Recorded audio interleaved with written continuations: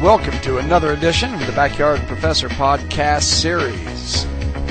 Coming at you live from the beautiful Rockies here in lovely Idaho on a beautiful sunrise morning above the Grand Tetons.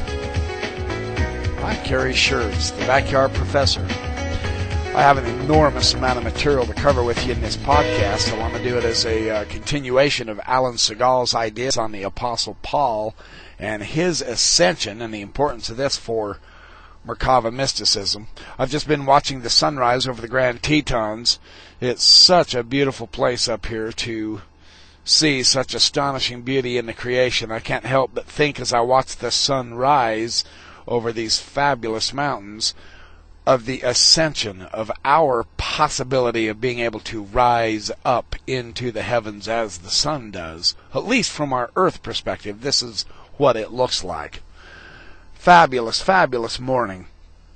I'm excited about this particular podcast because I have some wonderful materials from several major biblical scholars that I like to read and ponder.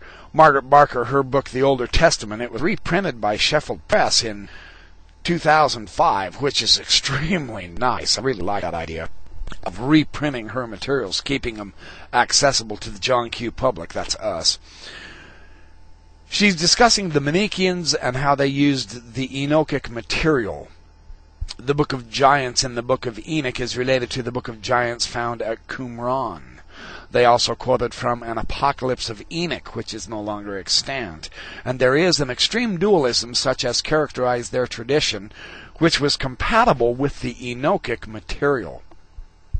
Discussing the Western Hermetic tradition, there is an honored place given to Enoch here and his angels, and there are many points of contact between the Enoch figure and Metatron, and again between the Enoch figure and Hermes. The concern of the very earliest Enoch material is also that of the later alchemists, namely the working of metals and the extraction of juices from plants by means of a knowledge which encompassed the divine as well as the material worlds. This is very interesting. Angel lists are very important in the texts because it was knowing the names of the angels which gave power over them. This is on page 14. She says in the Merkava text, now this starts tying in with Alan Segal's concept that the Merkava Jewish mysticism is the proper background to understanding Paul's conversion on the road to Damascus. Remarkably interesting here. According to Barker, what is important in the Merkava texts is a heavenly figure installed as a great prince and ruler of all princes. 3rd Enoch 10:3-6.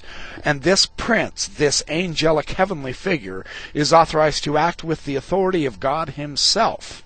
Now, the history behind this figure is complex, and it really is. I've got another study by Geeson I'll get into showing you some of the ideas here. But a similar heavenly figure appears in the Similitudes of Enoch, who is identified eventually with Enoch himself, as though the figure was a heavenly reality and Enoch is its earthly referent. Fragmentary texts from Qumran, from the Dead Sea Scrolls now, also identify the heavenly figure as Melchizedek, and invest him with the power which the Old Testament reserves for Yahweh. Well, whatever underlies this heavenly figure, and over the centuries there will be no doubt have been developments, there seems to be one ideal. Here's the ideal of this in the Merkava texts, and this is the ideal Segal claims Paul tapped into. The Metatron figure has divine authority. The Melchizedek figure is described by texts which originally referred to Yahweh. If this figure was rooted in a royal cult, it will have been a cult where the king had divine authority, where the king was an intermediary figure with more than human status. It is this royal imagery in particular which distinguishes the later Merkava material from the Gnostic texts. The Merkava experience is a celestial vision. This is on page 15. If the Hermetic and Merkava contexts were legitimate developments within the Enochic tradition, we should expect to find its roots not only in a royal tradition with a more than human king figure, but in a royal tradition where magical powers belong to the divine agent. And this is exactly what King Solomon is remembered for. Absolutely. We cannot assume that this bizarre world was as embarrassing to the first Christians as it is to some modern commentators. It's this uneasiness about the Enochic material which has colored so many approaches to it. Boy, it has. And similar tendencies has been at work in our reading of the Gospels. If the Enochic tradition was rooted in a royal cult, a great deal of the picture of Jesus begins to fit together very well. He was hailed as a king and as a miracle worker, and he was remembered as a magician with extraordinary powers. And of course, this figure of the Son of Man also occurs in the tradition, in the Christian tradition. At its very broadest, she's on page 16 now, at its very broadest, we have to look for a context for the Enochic tradition which could have given rise to a royal, messianic intermediary figure, magical practices, dualism, mystical ascents, and the cult of the throne of God. The figure of Enoch is not associated with the mythology in the Old Testament. He's grafted onto or into another tradition. In the Old Testament, we only have one main verse about Enoch. So that's a little idea, bringing a little bit broader perspective on this Merkava idea. Now, Martha Himmelfarb, in her very excellent text, Ascent to Heaven, in Jewish and Christian Apocalypses, this is a 1993 book also, I believe. Oxford, 1993, yes. She notes right at the outset in her introduction, as the patriarch Enoch stands before the divine throne in the second Slavonic Enoch, he undergoes a wonderful transformation.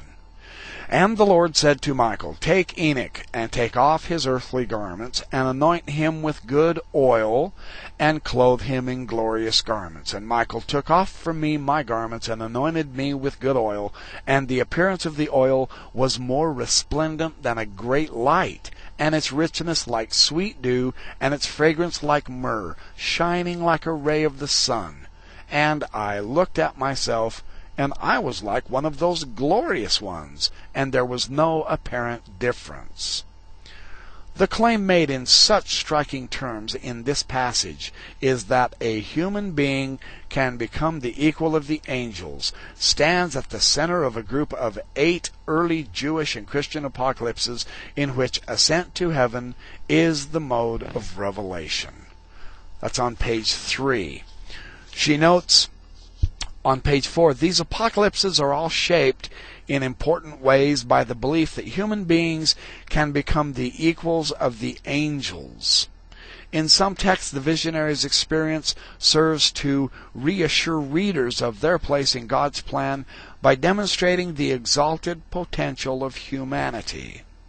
In others, equality with the angels is represented as the fate of all the righteous dead, and thus an experience that any reader of the Apocalypse can someday hope to achieve. The process by which Enoch becomes divinized is a sort of priestly investiture. Enoch dons special garments, and Michael anoints him with oil.